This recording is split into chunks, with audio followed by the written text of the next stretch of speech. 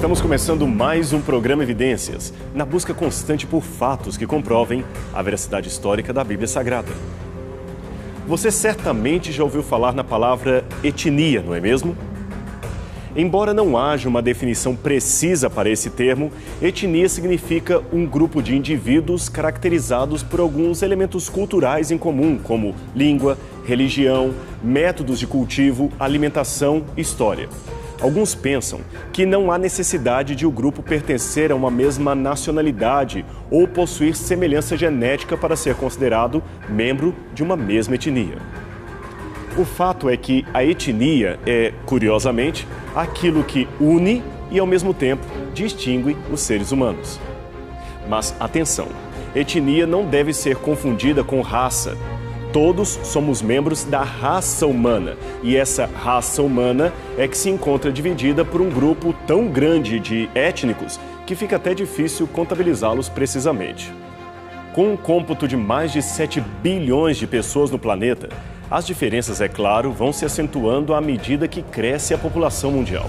Só para você ter uma noção, no início do século XX havia apenas 57 nações reconhecidas no mundo.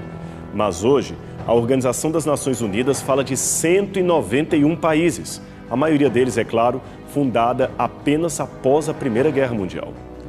No programa de hoje, vamos falar de um grupo étnico que tem ligação direta com o livro base de nossas apresentações, que é a Bíblia Sagrada. E este povo não poderia ser outro senão os judeus. Eles não são numeramente grandes. No mundo existem cerca de 14 milhões de judeus, o que dá 0,2% da população mundial. E destes, apenas 6 milhões residem no Estado de Israel. Os demais espalham-se em diversas partes do mundo, especialmente nos Estados Unidos, Rússia, França e Alemanha. Mas é interessante notar que, apesar de serem tão poucos em termos demográficos, os judeus sempre exerceram uma influência sem precedentes em toda a história mundial. Você pode até não saber direito quem são eles, ou mesmo não ter conhecido nenhum judeu, mas saiba que muitos dos benefícios de sua vida hoje se devem a cidadãos judeus no mundo. Veja alguns deles. Albert Einstein, o mais famoso cientista do século XX, que propôs a intrigante teoria da relatividade e a famosa equação E é igual a mc ao quadrado. Einstein lançou os fundamentos da física moderna e impactou o mundo em praticamente todas as ideias que surgiram no século XX, desde a teoria quântica até a energia nuclear e a bomba atômica. Karl Marx, um judeu alemão que era filósofo, economista e que revolucionou o mundo escrevendo com a ajuda de Engels o Manifesto Comunista e o Capital, duas obras que influenciaram tremendamente o socialismo e as ciências sociais. Muitos teóricos consideram Marx o pai da história da sociologia e também da economia moderna. A seguir temos Sigmund Freud, o pai da psicanálise e da psiquiatria. Este judeu da Áustria foi o primeiro a teorizar sobre os sintomas de pacientes com histeria, fazendo importantes equiparações entre as crises na fase adulta e os traumas adquiridos ainda na infância.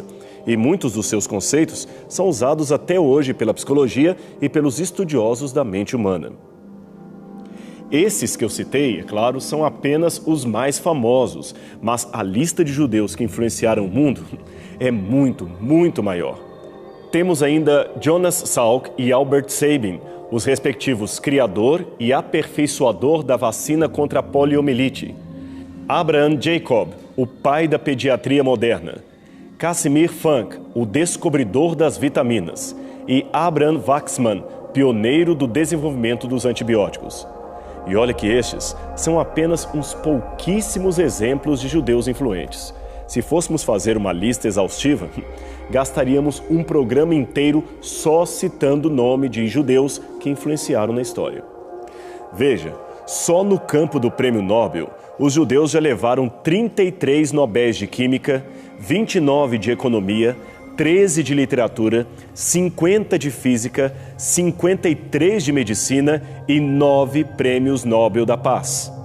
Só para fechar os exemplos, saiba que até a calça jeans que você veste foi criação de um judeu chamado Levi Strauss.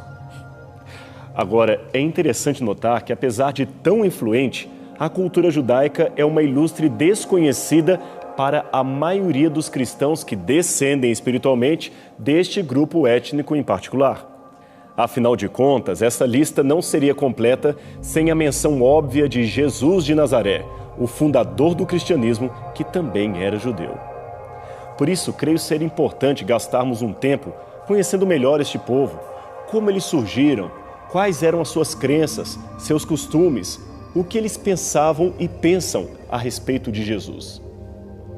Indo, portanto, direto ao início da história, podemos dizer que os judeus seriam descendentes de outro grupo maior chamado semitas e que hoje abarca outras etnias além dos próprios israelenses.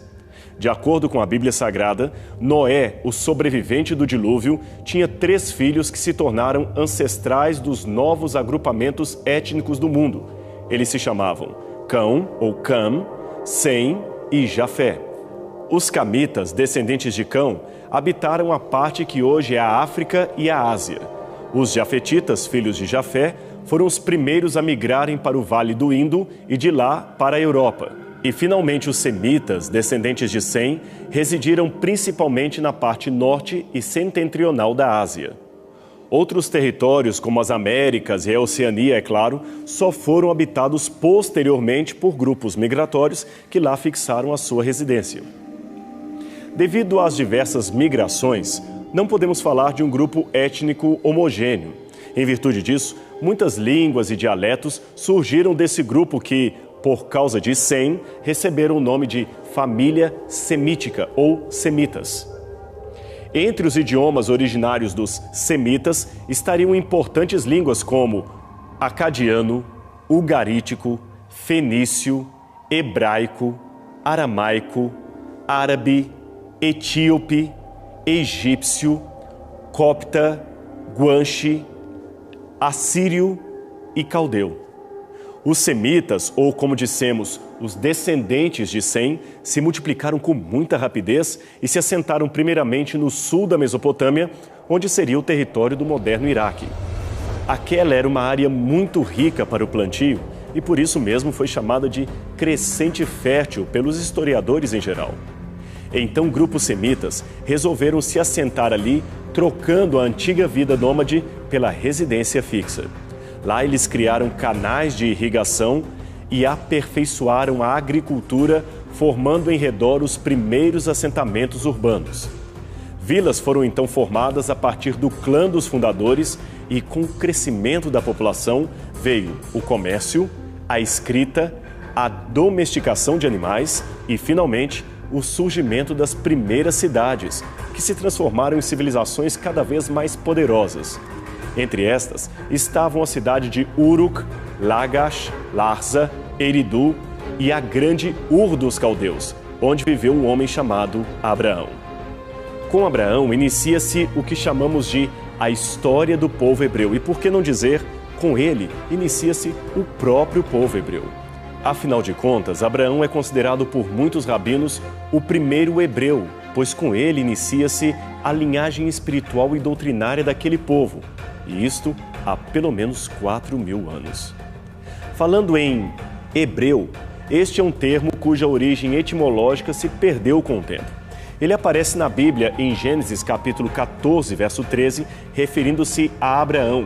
E todas as antigas fontes bíblicas e não bíblicas traduzem hebreu como um designativo aparentemente exclusivo daqueles descendentes de Abraão. Alguns pensam que hebreu vem do nome Éber, mencionado em Gênesis capítulo 10, verso 21, como sendo um ancestral distante do próprio Abraão.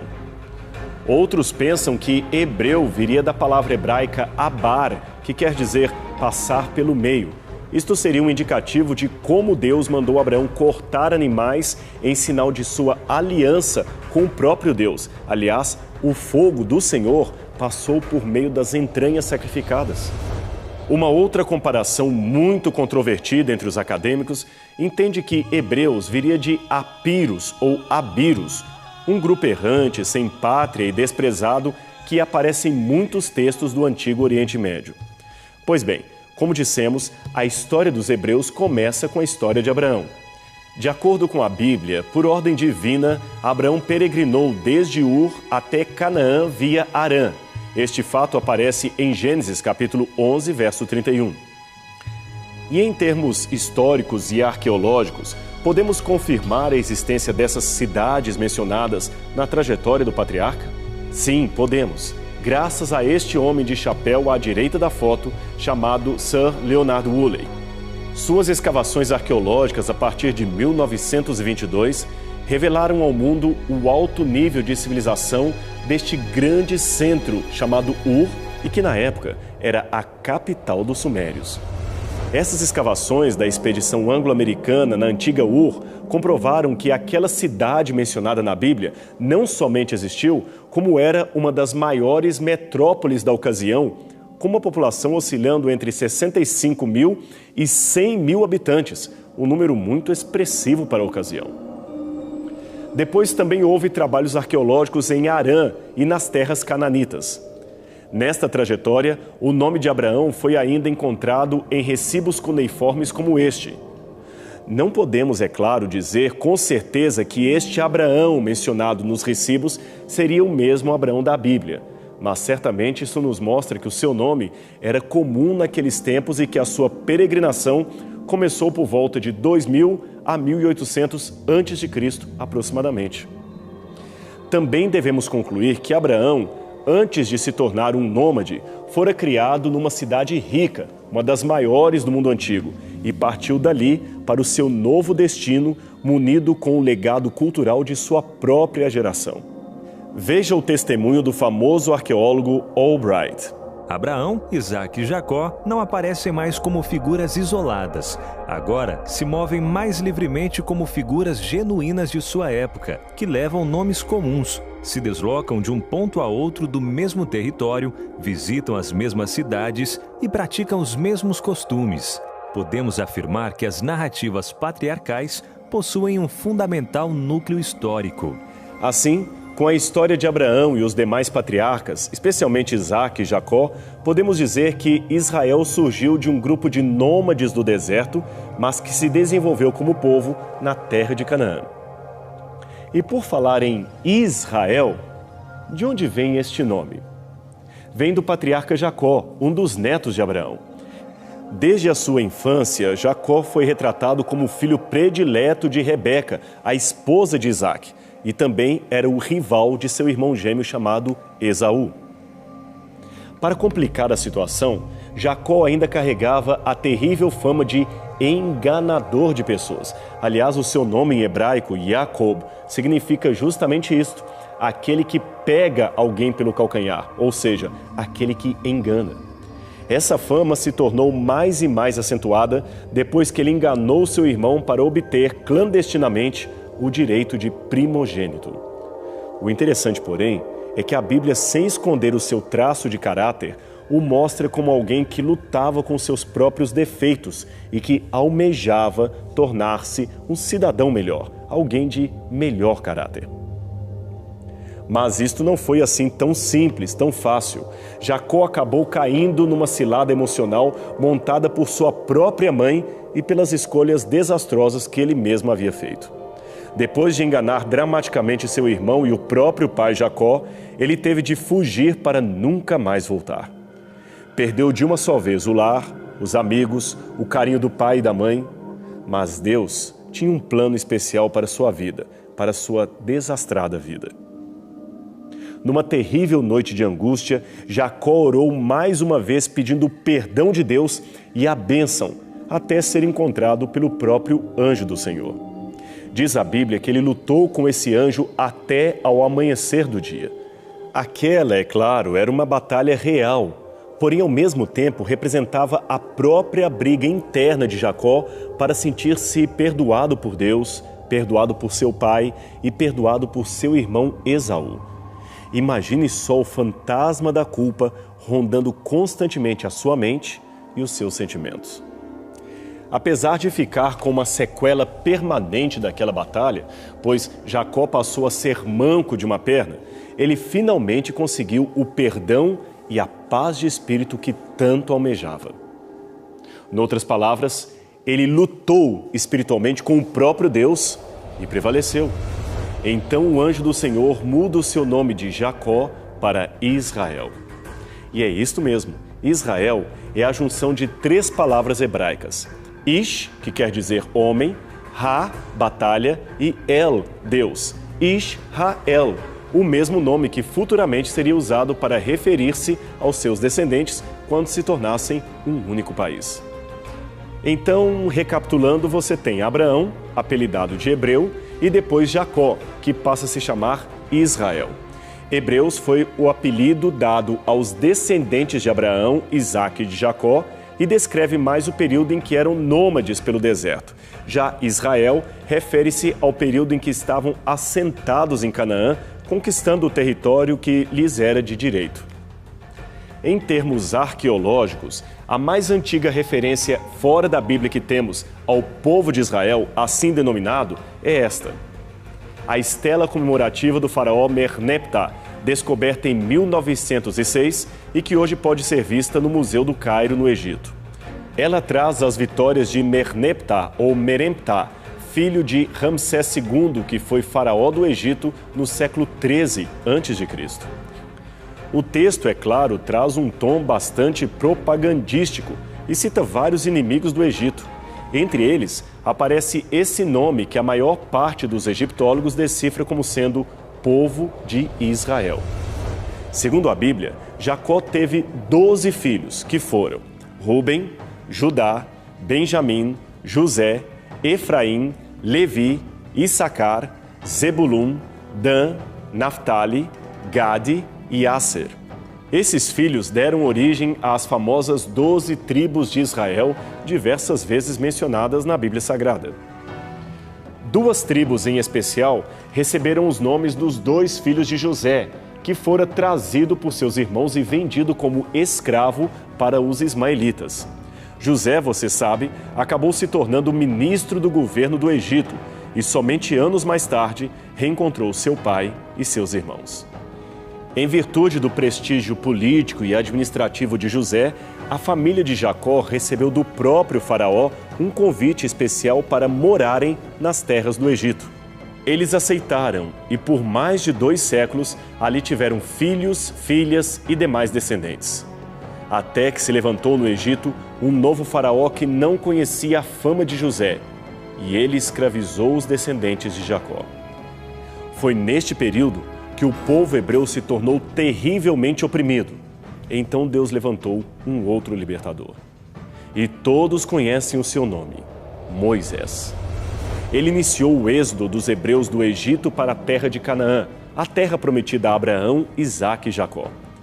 Ali eles se fixaram e, depois de muitas conquistas, dividiram o território entre si.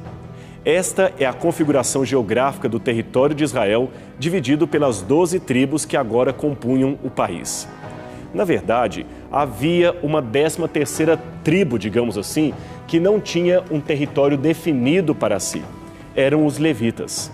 Estes eram os que ministravam os sacrifícios e os serviços litúrgicos do povo de Israel. Seu principal campo de atuação era o santuário móvel, erguido por ordem do próprio Deus. Mas apesar da suposta irmandade entre as tribos, a história registra que os descendentes de Israel, agora o país de Israel, não eram um grupo tão unido como deveriam. E isso ficou ainda mais manifesto na ruptura que houve após a morte do rei Salomão, o filho de Davi, que governou o território por volta de 930 ou 920 a.C. A cronologia varia de acordo com as fontes.